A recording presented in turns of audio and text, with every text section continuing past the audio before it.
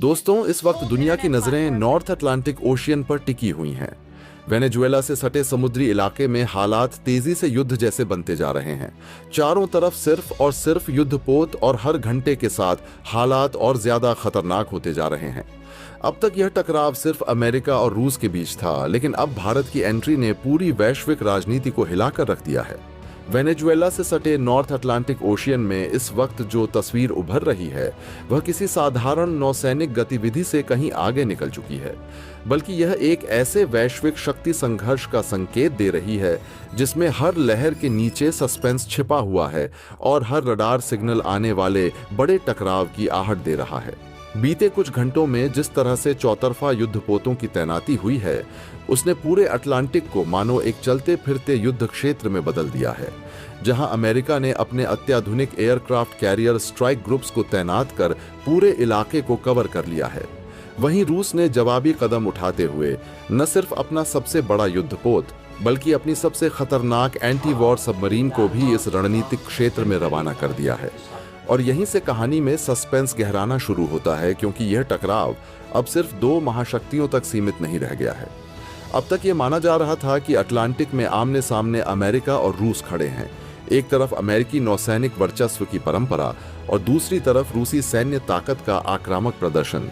लेकिन जैसे ही भारत के युद्धपोतों की एंट्री की खबर सामने आई, पूरी दुनिया के रणनीतिक समीकरण अचानक बदलते हुए दिखाई देने लगे, क्योंकि भारत की मौजूदगी न केवल सैन्य संतुलन को प्रभावित करती है, बल्कि यह संकेत भी देती है कि यह संकट अब वैश्विक राजनीति के एक नए अध्याय में प्रवेश कर चुका है। इस पूरे घटनाक्रम की जड़ में वह घटना बताई जा रही है जो करीब 24 घंटे पहले सामने आई थी, जब रूस से जुड़े एक शिप जिसे वेनेजुएला से क्रूड ऑयल की ढुलाई में इस्तेमाल किया जा रहा था, उस पर अमेरिकी कमांडो द्वारा धावा बोला गया और उसे अपने नियंत्रण में ले लिया गया। और यही वह चिंगारी थी जिसने पूरे नॉर्थ अटलांटिक को सुलगा दिया, क्योंकि इस कार्रवाई को रूस ने सीधे सीधे अपने आर्थिक और रणनीतिक हितों पर हमला माना। इस शिप के साथ साथ अमेरिका की ओर से वेनेजुएला के पास खड़े कई अन्य शिपों पर भी कब्जा किए जाने की खबरें आईं, जिनमें सिर्फ रूस ही नहीं बल्कि दुनिया के कई अन्य देशों से जुड़े फ्लोटिंग वाटर शिप शामिल बताए जा रहे हैं। और ये वही शिप थे जिनका इस्तेमाल बड़े पैमाने पर क्रूड ऑयल की सप्लाई के लिए किया जा रहा था। ऐसे में सवाल यह नहीं रह गया कि किसने किस पर कब्जा किया, बल्कि यह बन गया कि अगला कदम कौन उठाएगा। जैसे जैसे खबरें बाहर आती गईं, यह साफ होता गया कि अमेरिका ने एक नहीं बल्कि दो रूसी जहाज़ों को अपने नियंत्रण में लिया है। और इसी के साथ रूस के भीतर से जवाबी कार्रवाई की आवाज़ें तेज होती चली गईं, क्योंकि मॉस्को के लिए यह सिर्फ समुद्री घटना नहीं थी, बल्कि एक संदेश था कि वॉशिंगटन किसी भी हद तक जा सकता है। यहीं पर रूस ने वह कदम उठाया जिसने इस पूरे हाई वोल्टेज ड्रामा को और ज्यादा खतरनाक बना दिया, क्योंकि रूस ने खुले तौर पर अपने सैन्य संसाधनों को अटलांटिक में झोंक दिया और साथ ही भारत से मदद की अपील कर दी। और यही वह मोड़ है जिसने इस संघर्ष को त्रिकोणीय बना दिया।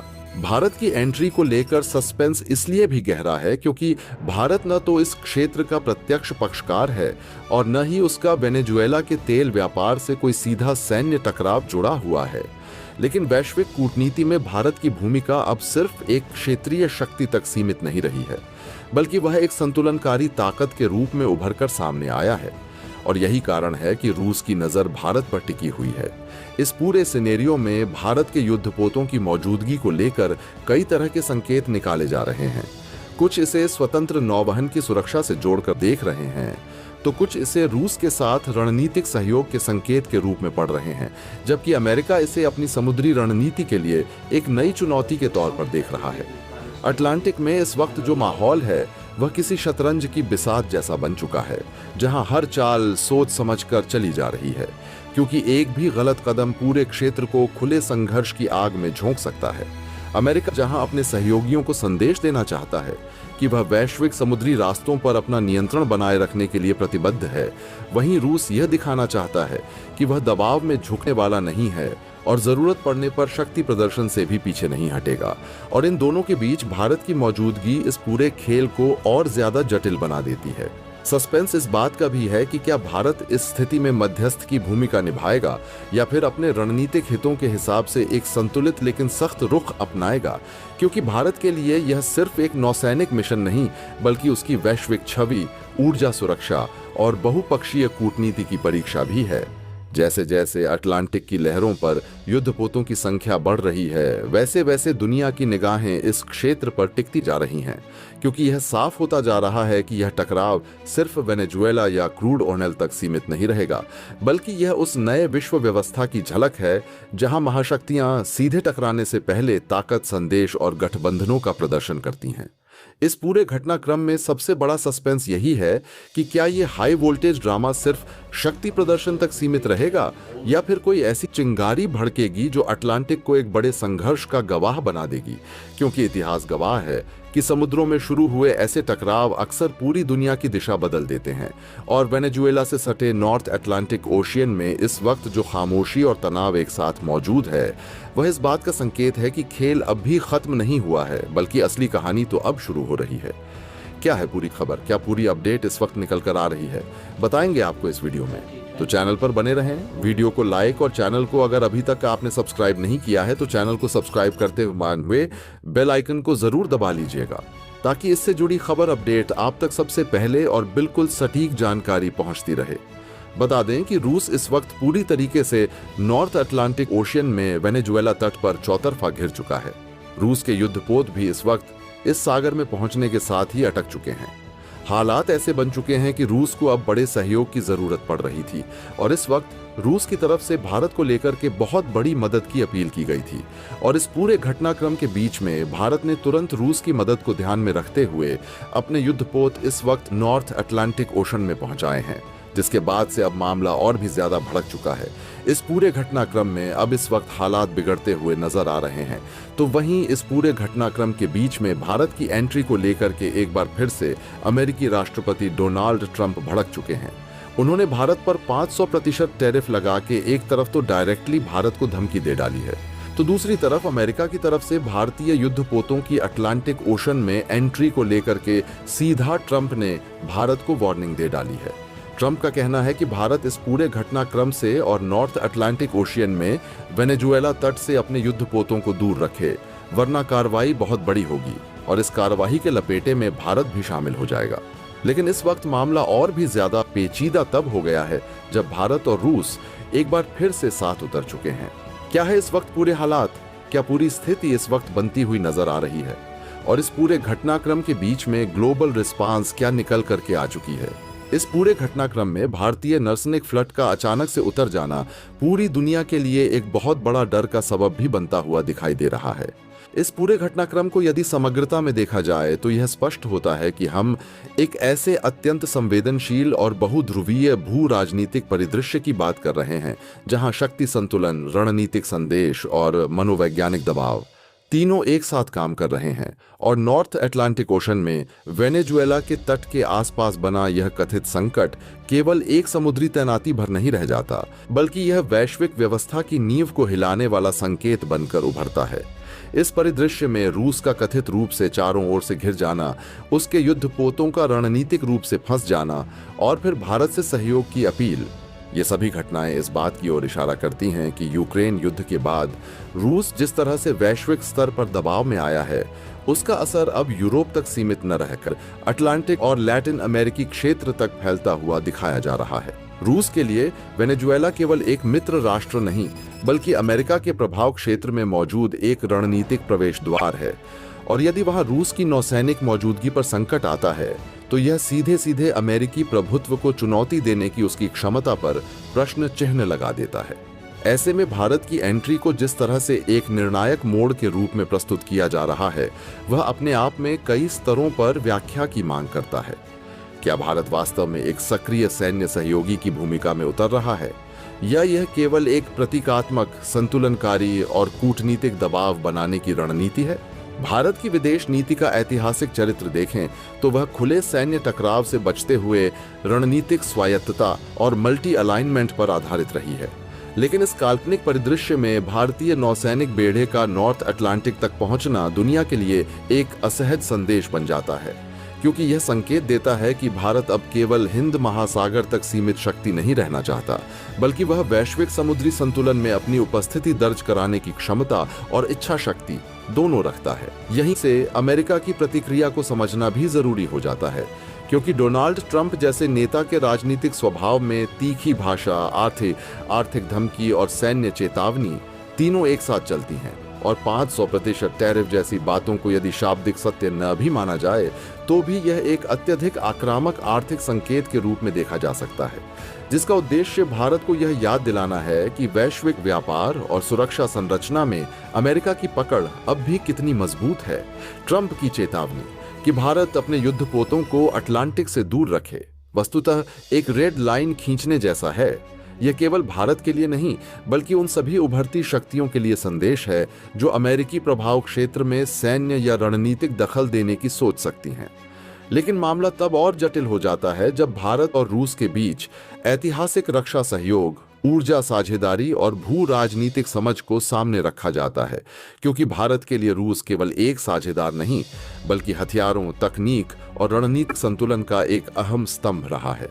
और ऐसे में रूस को पूरी तरह अकेला छोड़ देना भारत की दीर्घकालिक रणनीति के खिलाफ जाता है। इस पूरे परिदृश्य में वैश्विक प्रतिक्रिया भी बेहद महत्वपूर्ण हो जाती है। यूरोपीय देश जहां एक ओर किसी भी बड़े सैन्य टकराव से बचने की कोशिश करते हुए डी एस्केलेशन की बात करेंगे, वहीं चीन इस स्थिति को चुपचाप लेकिन गहराई से देखेगा, क्योंकि यदि भारत अटलांटिक में अपनी उपस्थिति दर्ज कराता है तो कल को यह मिसाल बन सकती है कि भारत प्रशांत या अन्य क्षेत्रों में भी अपनी नौसैनिक पहुंच बढ़ाए, जो चीन के दीर्घकालिक समुद्री हितों के लिए एक नई चुनौती बन सकती है। लैटिन अमेरिकी देशों के लिए यह पूरा घटनाक्रम एक असहज स्थिति पैदा करता है, क्योंकि वे पहले ही अमेरिका और रूस के प्रभाव के बीच संतुलन साधने की कोशिश करते रहे हैं, और भारत जैसी तीसरी बड़ी शक्ति की सक्रिय मौजूदगी उनके क्षेत्र को एक संभावित वैश्विक टकराव का मंच बना सकती है। सबसे बड़ा डर यही है कि इस तरह की तैनातियां और धमकियां यदि बयानबाजी से आगे बढ़कर वास्तविक सैन्य टकराव की ओर जाती हैं तो इसका असर केवल संबंधित देशों तक सीमित नहीं रहेगा, बल्कि वैश्विक व्यापार मार्ग, ऊर्जा आपूर्ति, बीमा बाजार और अंतर्राष्ट्रीय कूटनीति सब कुछ इसकी चपेट में आ सकता है। भारतीय नौसैनिक बेड़े की अचानक एंट्री को इसलिए भी डर के रूप में देखा जा रहा है क्योंकि यह उस अनलिखे नियम को तोड़ने जैसा प्रतीत होता है जिसके तहत अटलांटिक को मुख्यतः नाटो और अमेरिका का प्रभाव क्षेत्र माना जाता रहा है, और जैसे ही कोई बाहरी शक्ति वहां अपनी सैन्य क्षमता दिखाती है, पूरी सुरक्षा संरचना में बेचैनी फैल जाती है। अंततः यह पूरा घटनाक्रम, चाहे वह वास्तविक हो या एक विश्लेषणात्मक परिकल्पना, इस बात को रेखांकित करता है कि दुनिया अब शीत युद्ध के पुराने ढर्रे पर नहीं चल रही, बल्कि एक ऐसी स्थिति की ओर बढ़ रही है जहां कई शक्तियां एक दूसरे की सीमाओं को परख रही हैं, चेतावनियां दे रही हैं और अपने अपने हितों के लिए जोखिम उठाने को तैयार दिखाई दे रही हैं। और इसी अनिश्चितता, इसी तनाव और इसी शक्ति संघर्ष के माहौल में नॉर्थ अटलांटिक, वेनेजुएला का तट, भारत रूस की नजदीकी और अमेरिका की आक्रामक प्रतिक्रिया सब मिलकर एक ऐसे वैश्विक संकट की तस्वीर पेश करते हैं जो अगर नियंत्रण से बाहर गया तो इसके परिणाम केवल कूटनीतिक नहीं बल्कि ऐतिहासिक स्तर के। दोस्तों, इस वक्त नॉर्थ अटलांटिक ओशियन में न सिर्फ रूस और अमेरिका सामने सामने आ चुके हैं बल्कि इस वक्त बहुत बड़ी खिचड़ी पकनी शुरू हो चुकी है। हालात ये बन चुके हैं कि कई देशों में गुट में टूटना शुरू हो चुका है। एक तरफ तो रूस के साथ कई देशों का गुट साफ उतरता दिखाई दे रहा है, जहां एक तरफ रूसी युद्धपोत को लेकर के अमेरिका की तरफ से की गई कार्रवाई पर न सिर्फ रूस ने बल्कि भारत और चीन तक ने भी बड़ी नाराजगी 24 घंटे पहले जाहिर की थी। भारत ने साफ शब्दों में कहा था कि अमेरिका अपनी मनमानी कर रहा है। सिर्फ रूस नहीं बल्कि दुनिया के कई देशों के ऐसे फ्लैटों को इस वक्त कब्जे में लिया गया है। हाँ, संभवतः खबरें ऐसी आ रही हैं कि ऐसे फ्लड भी शामिल किए गए हैं। इसमें उन पर भी कब्जा किया गया है जो भारत के लिए वेनेजुएला से क्रूड ऑयल की सप्लाई लाइन को पूरी तरीके से कंट्रोल करते थे। और इस वक्त भारत ने इस वजह से भी इसका विरोध करते हुए अमेरिका के खिलाफ यूएन में बड़ा मुद्दा बना दिया है। जहां एक तरफ बात यूएन में चल रही है तो वहीं इस वक्त नॉर्थ अटलांटिक ओशियन पूरी तरीके से नेवी की सैन्य छावनी में तब्दील हो चुका है। एक तरफ अमेरिकी युद्धपोत, दूसरी तरफ रूसी फ्लट। रूस के तमाम बड़े युद्धपोत और भारत की तरफ से भी अब युद्धपोत का पहुंच जाना इस वक्त एक नई जंग को सीधे इनवाइट या फिर यूं कह लीजिए बड़ी चेतावनी बनती हुई नजर आ रही है। इस पूरे घटनाक्रम के बीच में रूस ने साफ शब्दों में अमेरिका को डायरेक्टली वार्निंग दी है कि अगर अमेरिका भारत के और रूस के किसी भी युद्धपोत पर कार्रवाई करने की कोशिश करता है या फिर उन्हें जल्द से जल्द छोड़ता नहीं है। जिस तरीके से 24 घंटे पहले अमेरिका की तरफ से अमेरिकी नौसेना के फ्लड की तरफ से रूसी युद्धपोत पर कब्जा किया गया है, वह एक बहुत बड़ा ऐलान है। रूस इस पर बहुत बड़ा एक्शन ले चुका है। रूस की नौसेसिक फ्लीट इस वक्त बड़ी संख्या में रवाना हो चुकी है, जो नॉर्थ अटलांटिक ओशियन से लगभग 250 नॉटिकल माइल दूर तक पहुंच चुकी है। इसका साफ मतलब यह है, नॉर्थ कोरिया के किम जोंग उन की भी एंट्री इसी पूरे घटनाक्रम में होती हुई दिखाई दे रही है।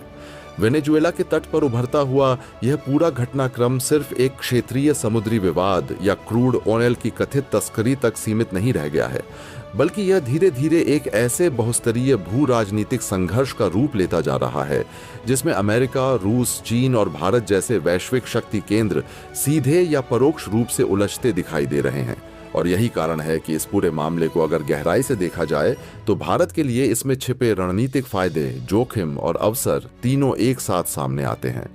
वेनेजुएला लंबे समय से दुनिया के सबसे बड़े कच्चे तेल भंडार वाले देशों में गिना जाता रहा है, लेकिन अमेरिकी प्रतिबंधों, आर्थिक बदहाली और राजनीतिक अस्थिरता के चलते उसका तेल निर्यात हमेशा विवादों में रहा है। और इसी खाली जगह को सबसे पहले चीन ने भरा था। चीन ने न सिर्फ वेनेजुएला को भारी भरकम कर्ज दिया, बल्कि उसके बदले लंबी अवधि के लिए क्रूड ऑयल की सप्लाई सुनिश्चित की, जिससे वह वेनेजुएला का सबसे बड़ा तेल खरीदार बन गया। यही वजह है कि मौजूदा घटनाक्रम में अगर सबसे बड़ा आज आर्थिक झटका किसी देश को लगा है तो वह चीन है, क्योंकि वेनेजुएला के तट पर अमेरिकी कमांडो की मौजूदगी और रूसी जहाजों पर कब्जे जैसी खबरें सीधे सीधे उस आपूर्ति श्रृंखला को खतरे में डालती हैं जिस पर चीन की ऊर्जा सुरक्षा का एक अहम हिस्सा टिका हुआ था।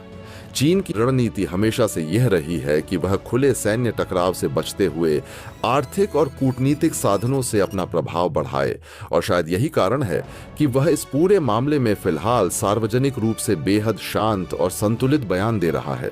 न तो रूस के पक्ष में कोई तीखा स्टेटमेंट और न ही अमेरिका के खिलाफ खुला मोर्चा, लेकिन पर्दे के पीछे उसकी एंट्री के संकेत साफ दिखाई देने लगे हैं। क्योंकि चीन जानता है कि अगर वेनेजुएला के तेल पर उसका नियंत्रण कमजोर पड़ा तो उसे मिडिल ईस्ट और अफ्रीका पर अपनी निर्भरता और बढ़ानी पड़ेगी, जो उसके लिए रणनीतिक रूप से जोखिम भरा है। दूसरी तरफ रूस की स्थिति भी बेहद दिलचस्प और तनावपूर्ण है, क्योंकि अमेरिका का यह दावा कि रूसी झंडे वाले जहाज अवैध तरीके से वेनेजुएला से क्रूड ऑयल ले जा रहे थे, सिर्फ एक कानूनी या आर्थिक आरोप नहीं है, बल्कि यह सीधे सीधे रूस की संप्रभुता और उसकी वैश्विक साख को चुनौती देता है। जब अमेरिकी कमांडो किसी ऐसे जहाज पर उतरते हैं जिस पर रूस का झंडा लगा हो और उस पर कब्जा कर लिया जाता है, तो यह एक तरह से रेड लाइन क्रॉस करने जैसा माना जाता है। और यही कारण है कि रूस ने लगभग तुरंत ही उस इलाके के बेहद करीब अपनी बड़ी नौसैनिक फ्लोट की तैनाती कर दी, ताकि यह संदेश साफ जाए कि वह पीछे हटने वाला नहीं है। चंद नॉटिकल माइल की दूरी पर आमने सामने खड़ी अमेरिकी और रूसी नौसैनिक ताकतें अपने आप में शीत युद्ध के दौर की याद दिलाती हैं। फर्क सिर्फ इतना है कि इस बार टकराव का केंद्र यूरोप नहीं, बल्कि लैटिन अमेरिका और अटलांटिक महासागर है। इसी बीच भारत की एंट्री इस पूरे समीकरण को और ज्यादा जटिल बना देती। दोस्तों, आपकी क्या राय है? कमेंट बॉक्स में जरूर से बताएं, और साथ ही चैनल को सब्सक्राइब करना ना भूलें। आपके एक सब्सक्राइब से हमारी काफी बड़ी मदद होती है। जय हिंद।